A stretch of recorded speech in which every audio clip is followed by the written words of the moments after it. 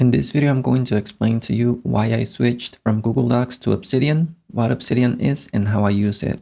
First of all, what is Obsidian? It's a note-taking app, or as they call it, it's a writing app. Let me go to their website. I'm going to show it to you real quick. Their website is here. You can go over it, and this is where you can download and install Obsidian. Now let me open it so that I can show you what Obsidian does. Okay, so this is Obsidian. Here on the left side, you can see the directories I have, the files. These are directories. Each one of these is a file. On the right-hand side, you can see the table of contents, or how they call it, the outline, which lists the sections that you have in your file. And here in the middle, you can see the file itself. So you can scroll through your notes, copy and paste stuff from codeblocks, read and edit the files as well. There is just something that I want to warn you before you set up and try Obsidian. When you switch to it, you're going to spend days, weeks, or even months, like I did, trying to find the perfect plugins, trying to set up everything right, configuring templates, and at the end of it, you will end up just using a couple plugins, the ones that you use the most. So I would suggest you to start using Obsidian in a simple way, start taking notes, see what works for you,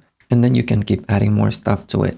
I would also recommend you not going down the zettelkasten rabbit hole, which is a method for taking notes. So instead, just start taking notes, see what works, see what does not. And once you have taken notes for some time, and you have decided you want to try something new, a new method, go ahead and give it a try. Personally, all my notes are technical documents, so I use big files. I probably should switch to a different method, but this is what works for me, so I don't have the need to change it as of now.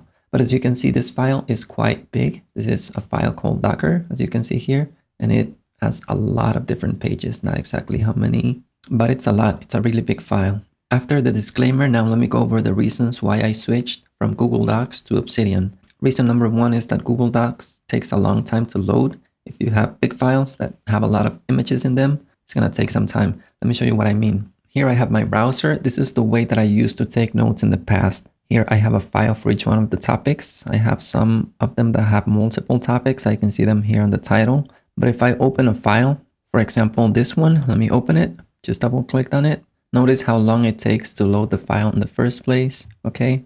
Now, if I scroll down the file, we're going to see what I mean about the images. Okay. This is looking good so far. But if I keep scrolling down, notice that the images are not showing here and I have to wait for them to load. And it takes quite some time. It's pretty annoying. On the other hand, if I open a file in Obsidian, all my files are stored locally. Even if I have images in the files, they're going to load faster. Okay, so here I'm in Obsidian. I'm going to open one of the files that has images in it. This one, for example, this is a university course that I'm taking right now. And I just paste a lot of images. Notice that I have them here.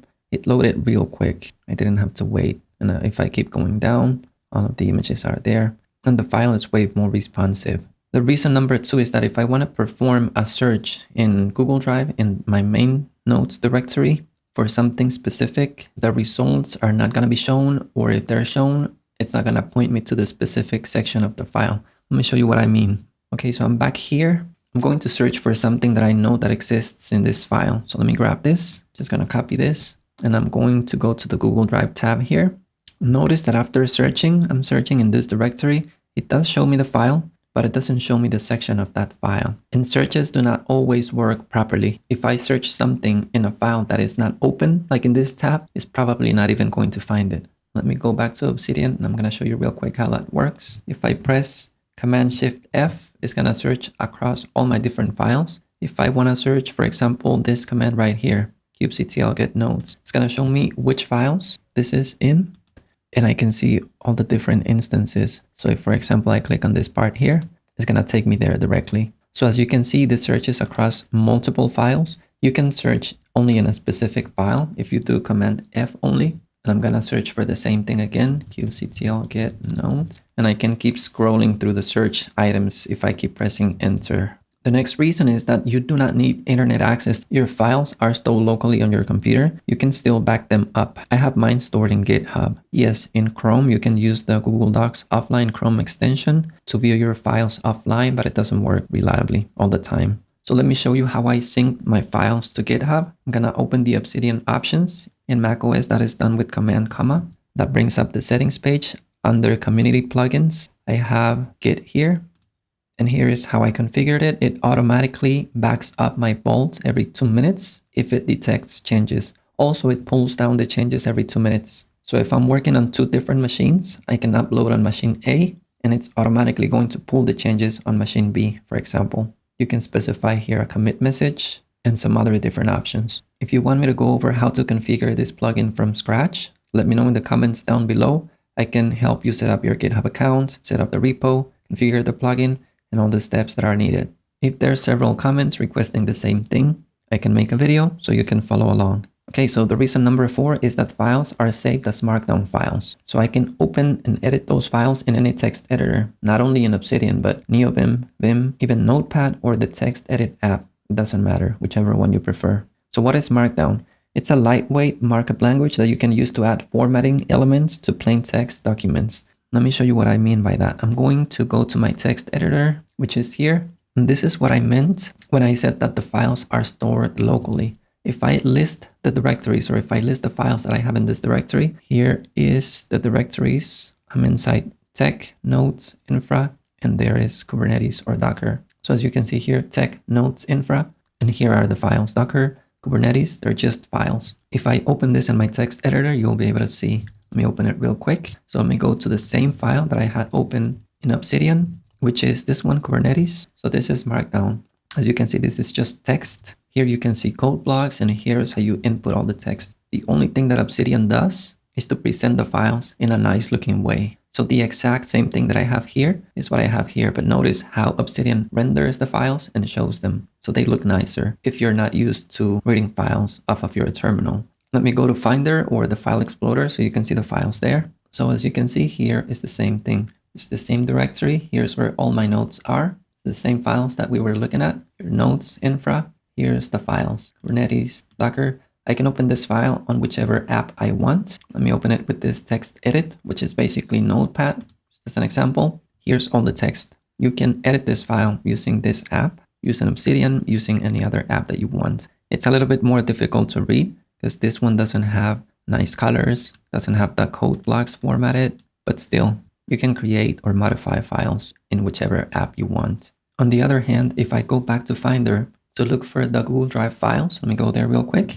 You're gonna see that the files are here. Notice the extension that these files have is .gdoc. If you double click on it, you can open it in the browser, or you could export your notes from Drive as Microsoft Word documents. But I don't like using Word because it's really cluttered, slow, has a lot of different options. Even if you don't use Word, if you use an open source tool, if you create a file in Word and open it in an open source tool, you're going to have formatting issues or the other way around. So I avoid Word as much as possible. I only use it at my job if I need to. But other than that, I have not used Word in years for personal documents, for university assignments, for anything at all. It's not needed. Well, maybe Word is useful if you need to collaborate with someone else and they don't know how to use GitHub. That could be a use case, but other than that, I don't see a reason to use it. Okay, so reason number 5 is code blocks. Like I mentioned before, I do a lot of technical writing. So if I go back to Obsidian, this is what I mean by code blocks. So notice how this is formatted. You add here 3 backticks, specify the language, and you close the code block with 3 backticks as well in here. Everything in between is going to be code. You can copy and paste. If I grab this and I take it to my terminal, let me show you real quick. Just going to copy this and I go back to my terminal and I'm going to paste it here. It's really useful. So as you can see here, I use a lot of code blocks. And I usually do this when I'm following a document that I have and I need to copy and paste stuff from my document back into my terminal. On the other hand, if I go back to Google Drive, let me show you a document real quick. I have this one here. You can add code blocks. There's an extension code blocks, start, and you can add a code block. For example, you can select language. Notice how long it takes to load. Now it's taking way too long. I'm not sure if it's even supported anymore, but let me show you a section where I use a code block here. Okay, for example, here I open the file in which I have a code block in Google Docs. Notice that this is text, it's not an image, but adding them is really inconvenient because it takes a lot of time. So it gets pretty annoying after a while. So moving on to the next reason, I can upload my images to my imgur or imgur, I don't know how it's pronounced, or I can store them locally. What I mean by this is, let me open the file that I had open. Notice that it has a lot of images, but those images are not stored locally. If I hover over them, you will see that this image, for example, is stored in imgur or however it's pronounced. How do you set that up? There's a plugin. If I come here to the settings, community plugins, And here's the imgur plugin. If you click on there, you will be able to specify there your account to which the images are uploaded. So notice that I'm authenticated here. I specified the album to which I want to upload all the pictures or the images. You can upload the images using your user or not. Notice that it gives you the option. It's up to you. If you don't want to depend on a third-party service to store your images, you can also store them locally. Let me show you what I mean. Let me open a file in which I have some images. Okay, so it's this file, test images. Let me open it in a new tab. Notice that you can also have multiple tabs in Obsidian. And these images that I have here are stored locally in my computer. Let me show you here. Here's the directory. If I click here on the top, it's gonna show me the directory where this file is at. I can open it, and here's where I have the images.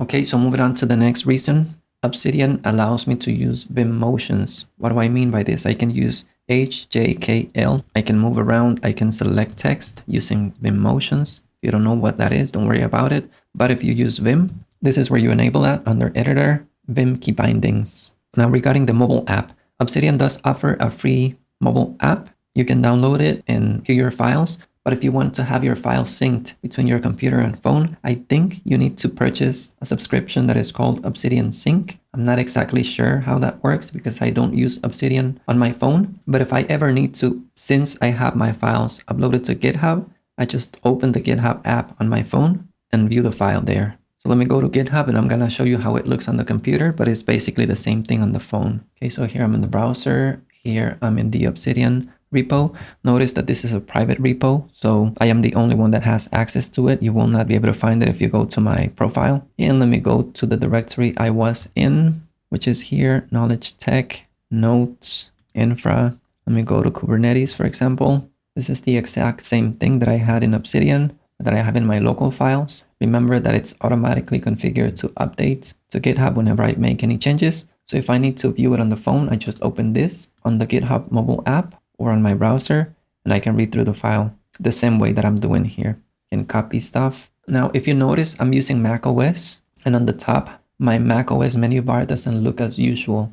This is because I'm using a custom menu bar. It's called sketchybar. If you want to know how to set that up, I have a video. You will be able to find it on the top right corner. The regular menu bar is here under the bottom. This looks nicer and I like it better. And it's pretty functional because it shows me the stuff that I need here. Also, if you want to know how I switch between different apps using keyboard shortcuts, how I go to Finder, for example, if I press hyperspace F, or how I go to Obsidian using hyperspace L, or how I go back to my terminal with hyperspace J, or how I increase or decrease the brightness of my monitor using hyperspace I or hyperspace U, I have a video on that, and you will be able to find that on the top right corner as well. So those are the main reasons why I switched from Google Docs to Obsidian. I spent years taking notes in Google Docs. I don't use those notes anymore. That doesn't mean that you have to migrate all your notes from Google Docs to Obsidian. Only migrate the stuff that you need as you need it. You probably have thousands of notes that are not even relevant anymore. Also, as I mentioned here, there is a lot of different plugins created by the community. So when you first get started, you're going to be installing a lot of different plugins. You're going to be wasting a lot of time in stuff that you're actually not going to need. So I would not advise you to get too many plugins. Just get what you actually need. Start small, but start taking notes. Some other feature that I forgot to mention about Obsidian that people mention a lot is this mind map, or graph view it's called. Just shows you how your nodes relate to each other. I don't find it useful. I don't like it.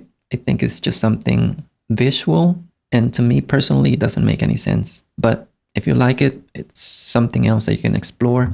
You have other things here like the calendar. You can go to specific dates in the calendar. You can take notes, for example, in the calendar. I have some notes here, as you can see, that I took on Friday. Saturday, I didn't have one, but you can create a new daily note. So if you want to keep like a journal or something, that's something you can do as well.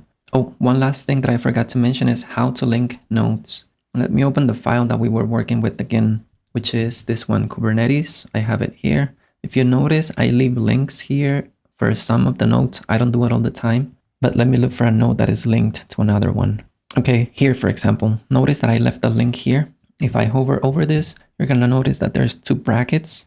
Let me open this note in a new tab. This is just my daily note for that day. Notice here at the bottom that it has different links that point to it. So I don't like keeping a journal. I tried, but I stopped like after a month. So I decided that I was not gonna do that anymore. But this is some sort of journal. So basically on this file, I can have an idea on the things that I did on a specific day. For example, all of these notes, I enter them the same day.